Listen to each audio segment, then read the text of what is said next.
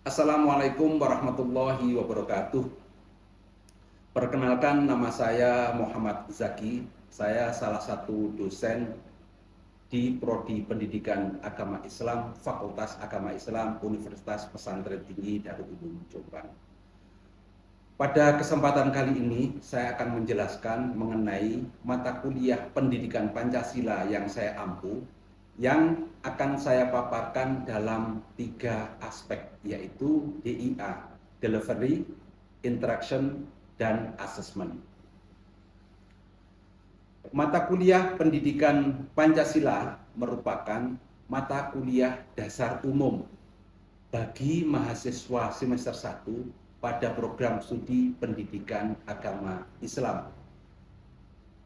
Mata kuliah ini berbobot 2 SKS yang bertujuan meliputi menanamkan nilai-nilai Pancasila sebagai dasar negara dan pedoman hidup, membentuk karakter yang beriman, bertakwa, berakhlak mulia, jujur, disiplin, dan bertanggung jawab, menumbuhkan rasa cinta tanah air, semangat persatuan dan nasionalisme, mengembangkan sikap demokratis, menghargai hak dan kewajiban, serta menghormati perbedaan. Yang terakhir, mempersiapkan warga negara yang mampu berpartisipasi aktif dalam kehidupan masyarakat, berbangsa, dan bernegara. Materi yang dibahas pada mata kuliah ini antara lain, yang pertama, pengantar pendidikan Pancasila, di antaranya mengenai pengertian, tujuan dan fungsi pendidikan Pancasila. Selanjutnya, tentang sejarah lahirnya Pancasila, mulai dari perumusan Pancasila oleh para pendiri bangsa, serta penetapan Pancasila sebagai dasar negara. Selanjutnya yaitu Pancasila sebagai dasar negara. Subnya antara lain kedudukan dan fungsi Pancasila dalam penyelenggaraan negara. Yang selanjutnya Pancasila sebagai ideologi negara. Dan yang terakhir nanti Pancasila sebagai paradigma berbangsa dan bernegara. Adapun kemampuan yang diharapkan dari mata kuliah ini adalah setelah mempelajari pendidikan Pancasila, mahasiswa diharapkan mampu memahami sejarah, kedudukan, dan fungsi Pancasila. Bisa menjelaskan Pancasila sebagai dasar negara, ideologi, sistem filsafat, dan etika. Mahasiswa bisa menganalisis berbagai permasalahan kebangsaan berdasarkan nilai-nilai Pancasila. Dan yang terakhir, mahasiswa bisa menginternalisasikan, mengamalkan nilai-nilai Pancasila dalam kehidupan pribadi, akademik, bermasyarakat, berbangsa, dan bernegara. Referensi utama yang saya gunakan dalam mata kuliah ini adalah referensi karangan Rugiati, yaitu Pendidikan Pancasila, buku karangan UNY. Selanjutnya buku oleh Heru Santoso dengan judul Sari Pendidikan Pancasila, terbitan Tiara Wacana Kailan. Selanjutnya buku karangan Magnis Suseno, yaitu tentang etika politik yang diterbitkan oleh Gramedia. Yang selanjutnya risalah sidang BPUPKI pada tanggal 28 sampai 22 Agustus 45 yang dikeluarkan oleh Sekretariat Negara, serta Undang-Undang Dasar Negara Republik Indonesia setelah amandemen 1 sampai ke 4, serta sumber-sumber yang relevan. Model perkuliahan yang dilakukan secara sinkronus, secara tatap muka di ruang kelas, sedangkan metode pembelajaran dilaksanakan dengan ceramah dan diskusi.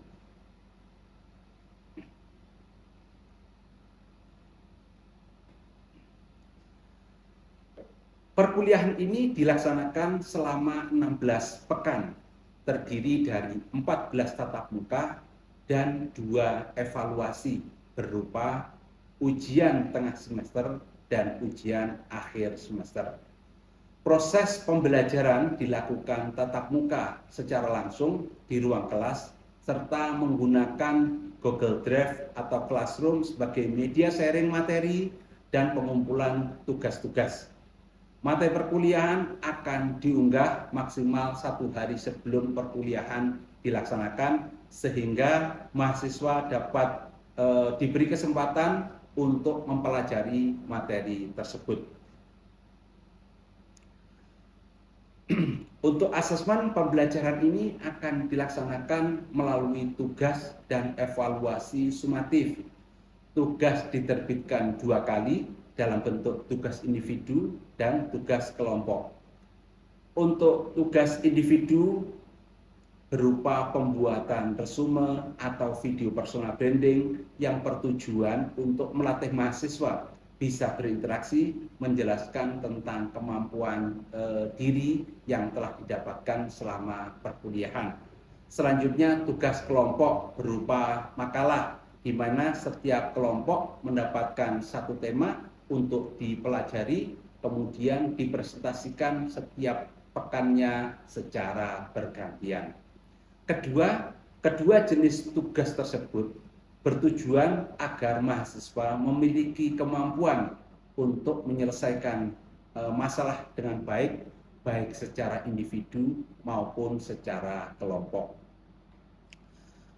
Adapun ujian tengah semester dan ujian akhir semester dibuat dalam bentuk esai untuk menguji penguasaan materi serta kedalaman pemahaman pengetahuan mahasiswa dalam menyerap materi yang sudah disampaikan oleh pemateri di ruang perkuliahan. Untuk pembobotan penilaian, yang pertama yaitu kehadiran, pembobotannya 20%, tugas mandiri 15%, tugas kelompok 10%, ujian tengah semester 20%, serta ujian akhir semester berbobot 30%. Demikian sekilas informasi tentang mata kuliah pendidikan Pancasila yang saya ampu. Selanjutnya saya akan menampilkan cuplikan proses pembelajaran yang saya lakukan secara tatap muka di ruang kelas. Assalamualaikum warahmatullahi wabarakatuh. Waalaikumsalam warahmatullahi wabarakatuh. Bismillahirrahmanirrahim. Alhamdulillahirabbil alamin. Terima kasih adik-adik semuanya. Pada pagi hari ini kita akan melanjutkan materi yang kemarin sudah kita pelajari bersama sesuai dengan yang saya ampu, yaitu mata kuliah pendidikan Pancasila. Untuk itu, untuk pada kesempatan hari ini materi kita yaitu berkenaan dengan paradigma Pancasila sebagai paradigma hukum dan hankam atau pertahanan dan keamanan. Mengawali untuk perkuliahan pada siang hari, mari kita buka dengan bacaan Al-Quran. Al-Fatihah.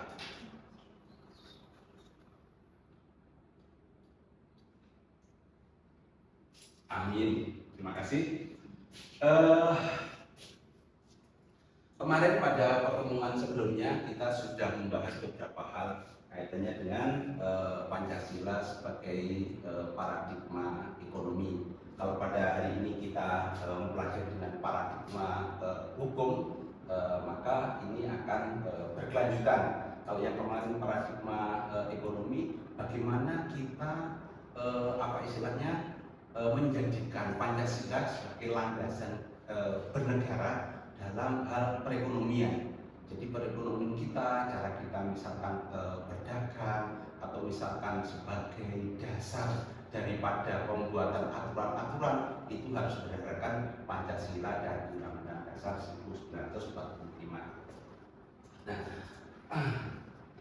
sebelum saya lanjutkan, ada yang tidak masuk pada siang hari ini? Ada yang izin? Oh ya, Bapak. Nanti untuk yang izin nanti bisa untuk tetap bisa melaporkan kepada kami. Ya. Nah, pengertian Pancasila sebagai paradigma. Pengertian Pancasila sebagai paradigma yaitu Pancasila sebagai paradigma berarti menjadikan Pancasila sebagai pedoman berpikir, pedoman bersikap, bertingkah laku untuk menghadapi segala aspek berbagai permasalahan dalam kehidupan berbangsa dan bernegara. Artinya, dalam kita bermasyarakat, kita akan bermasyarakat dalam masyarakat yang umum, kita dengan berbagai masyarakat yang berbeda-beda. Ada yang dari suku A, ada yang suku B, kalau misalkan di Jombang misalkan ada yang dari suku Madura, ada yang Jawa, ada yang dari Kalimantan. Maka kita harus menjadikan Pancasila sebagai landasan. Kita tidak boleh membeda-bedakan antara yang satu dengan yang lainnya. Bersikap sesuai dengan apa yang kita miliki, apa yang kita anut. Nah, jadi kalau misalkan dalam masyarakat itu ada beberapa hal, ada beberapa aturan yang kadang-kadang itu aturan itu tidak tertulis, yang namanya norma masyarakat atau apa itu namanya kebiasaan yang ada dalam masyarakat itu harus kita ikuti. Walaupun itu sebenarnya aturan-aturan yang ada di masyarakat itu mungkin tidak ternaung dalam Pancasila dalam kehidupannya. Berpikir, bersikap, berperilaku menghadapi segala aspek. Menghadapi segala aspek misalnya apa? Bermasyarakat.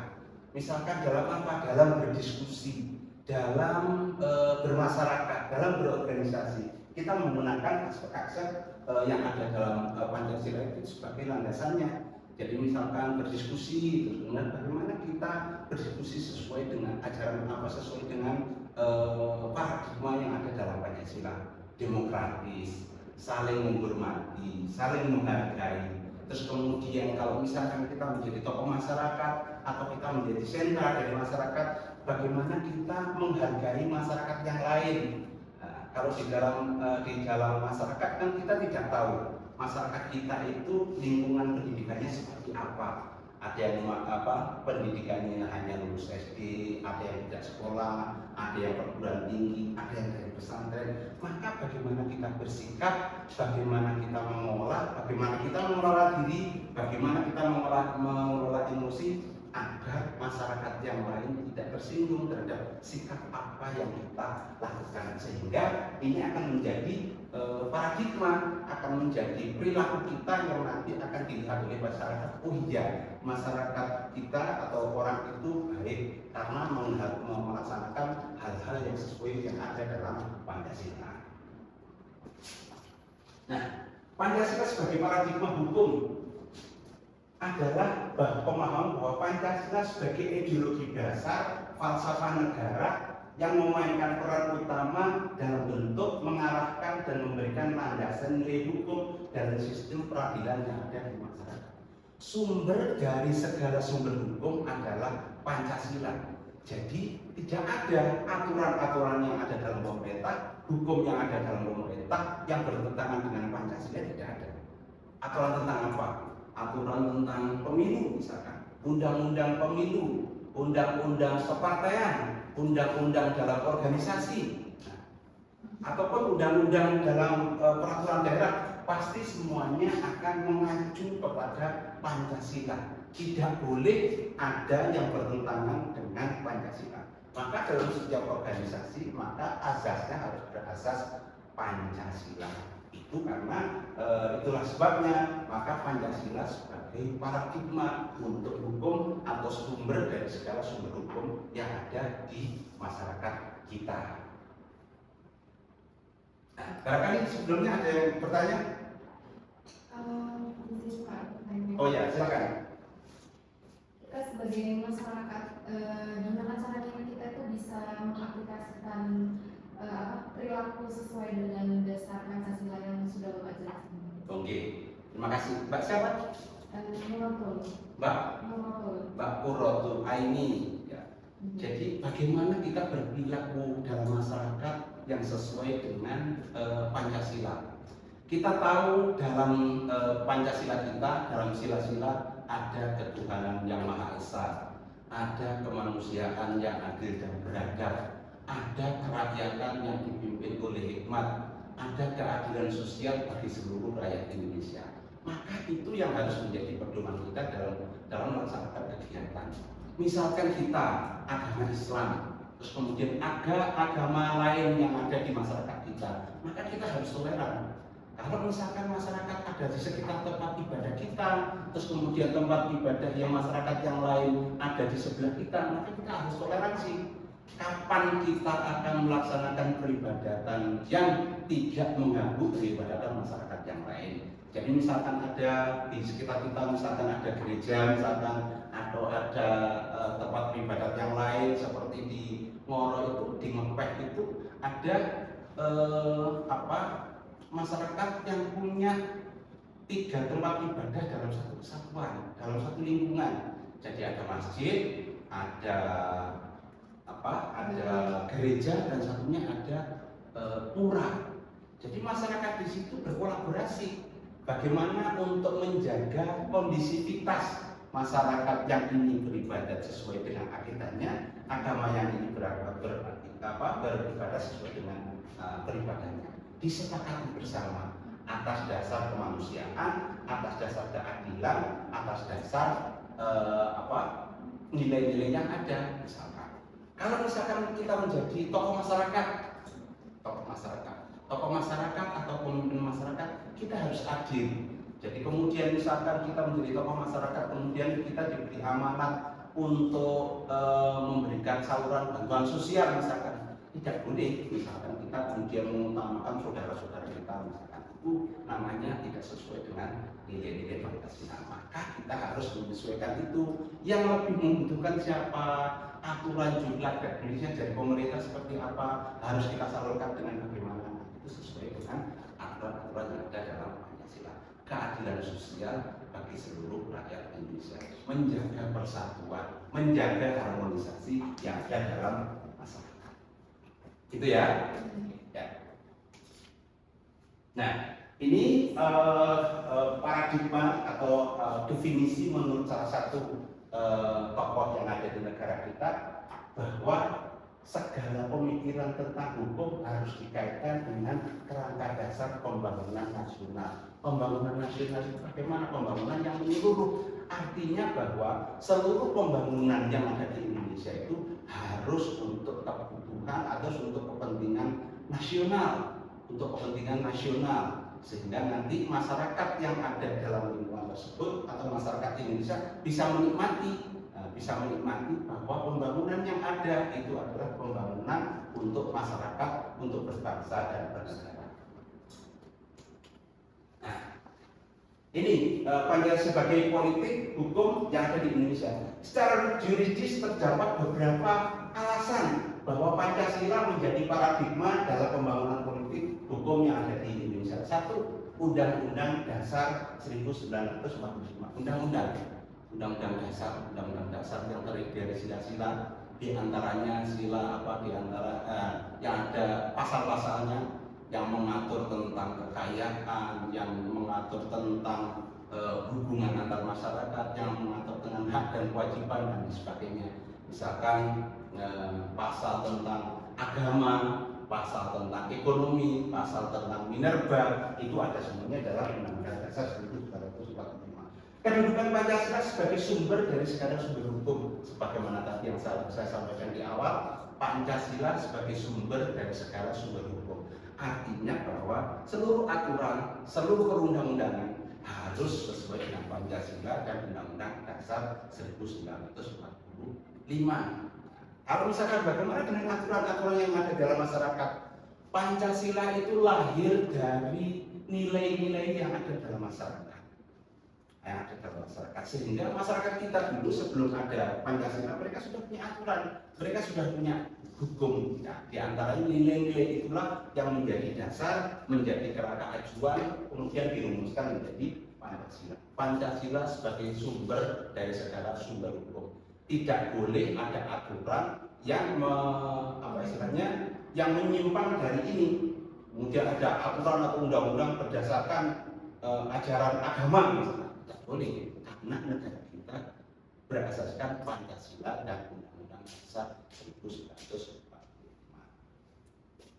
Norma fundamental negara, norma fundamental negara adalah Undang-Undang Dasar UUD 45 dan Pancasila menjadi fondasi, fundamental menjadi fondasi. Sehingga kalau fondasi kita kuat, Pancasila itu kita laksanakan, Pancasila itu kita amalkan, semuanya memahami tentang Pancasila, kemudian diaplikasikan dalam kehidupan sehari-hari, maka negara kita akan menjadi negara yang kuat karena kita saling dalam satu frame nilai-nilai Pancasila. Bhinneka Tunggal Ika, berbeda-beda tetapi satu jua. Bagaimana menumbuhkan nilai patriotisme, bagaimana kita mengembangkan nilai-nilai luhur yang ada dalam Pancasila sehingga kita bisa melaksanakan bermasyarakat dengan baik. Nah, paradigma hukum berdasarkan Pancasila, paradigma hukum integral dengan Pancasila secara sederhana dapat diartikan sebagai suatu serangkaian pemikiran yang terkandung dalam Pancasila yang saling terkait, berhubungan dengan sistem hukum yang utuh, komprehensif yang menjawab permasalahan-permasalahan yang ada di Indonesia. Segala sumber hukum menjawab segala permasalahan. Permasalahan apa? Permasalahan misalkan menjawab tentang permasalahan ketenaga kerjaan, permasalahan tentang konflik sosial dan lain sebagainya. Kalau semuanya mengazas atau misalnya semuanya mengacu kepada paradigma hukum Pancasila, maka semuanya akan selesai. Kebutuhan masyarakat diperhatikan, tidak ada lagi kesenjangan, terus kemudian tidak ada lagi kesewenang-wenangan, maka hukum ditegakkan sesuai dengan aturannya, hukum ditegakkan sesuai dengan rule-nya, maka masyarakat akan adil dan makmur. Tidak ada permasalahan misalkan berkaitan tenaga kerja, tidak ada permasalahan terhadap agraria, tidak ada permasalahan terhadap hak-hak masyarakat yang ada di pedalaman misalkan, sehingga mereka akan merasa terayomi oleh pemerintah, oleh masyarakat, oleh pemimpin yang ada di dalam masyarakat, karena semuanya paradigma hukumnya menggunakan paradigma Pancasila. Nah, Pancasila sebagai hankam atau pertahanan, ini ada beberapa perbedaan perkembangan bagaimana kemudian hankam di era Orde Baru, kemudian Orde Lama, kemudian Orde Baru, Orde Reformasi, semuanya terjadi fluktuasi, terjadi perkembangan antara masa ke masa. Mungkin di Orde Lama menggunakan karena masih negara habis merdeka, maka aturan-aturan banyak yang pemerintah, persepsi masyarakat pemerintah masih ada beberapa yang represif misalkan. Di Orde Baru juga begitu, perkembangan penegakan hukumnya masih ada yang masyarakat mengindikasikan masyarakat tebang pilih dan sebagainya, tapi semuanya berproses karena negara membutuhkan sebuah perkembangan untuk menjadi negara yang dewasa. Pada masa reformasi bentuk aktualisasi Pancasila. Nah, pada masa reformasi mahasiswa kemudian memberikan masukan dalam bentuk demonstrasi, dalam bentuk aksi dan lain sebagainya, itu dalam rangka menjaga checks and balancing. Mungkin dalam pemerintahan ada yang menyimpang, mungkin dalam pemerintahan ada yang tidak sesuai dengan amanah yang diberikan oleh rakyat, yaitu ada yang menyimpang dari Pancasila dan UUD 45, maka mahasiswa bisa mengingatkan dalam bentuk aksi, dalam bentuk diskusi, sehingga pemerintah bisa melaksanakan pemerintahannya sesuai dengan Pancasila dan UUD 1945. Begitupun dalam pertahanan dan keamanan. Nah, jadi tidak lagi akan muncul persepsi dengan negara yang represif dan sebagainya. Nah, kesimpulannya adalah Pancasila sebagai paradigma merangkum peran sebagai integral membentuk sistem hukum, membentuk aturan, membentuk prinsip-prinsip, terus kemudian filosofi yang ada dalam masyarakat, yang ada dalam negara kita. Karena kita dari Sabang sampai Merauke, kita berbeda-beda bahasa, berbeda-beda tradisi, tapi kita disatukan oleh Pancasila. Pancasila adalah fondasi dari negara kita, sumber dari segala sumber hukum, yang itu diharapkan bahwa dengan kita melaksanakan Pancasila akan menjadi landasan pembentukan hukum, kebijakan pertahanan yang mengedepankan nilai-nilai keadilan, nilai persatuan, kepentingan nasional. Semoga dengan kita memahami dan melandasi mengetahui Pancasila sebagai paradigma hukum ini, maka kita akan masyarakat kita akan menjadi masyarakat yang baik, tahu tentang aturan, tentunya dalam melaksanakan kegiatan tidak ada yang melanggar atau mencederai masyarakat yang lain. Ada yang tanya ke selanjutnya? Tidak ada. Untuk selanjutnya, mari demikian pergelaran kita pada siang hari ini berkenaan dengan mata kuliah Pancasila, khususnya tema kita pada siang hari ini itu Pancasila sebagai paradigma hukum dan etika. Kurang lebihnya mohon maaf. Mari kita akhiri dengan bacaan hamdalah. Alhamdulillahirobbilalamin. Mohon maaf. Wallahul muwaffiq ila aqwamit thoriq. Assalamualaikum warahmatullahi wabarakatuh. Waalaikumsalam warahmatullahi wabarakatuh. Demikian deskripsi singkat serta cuplikan pembelajaran mata kuliah pendidikan Pancasila yang saya ampu. Semoga bisa memberikan gambaran terkait kinerja pengajaran yang saya lakukan.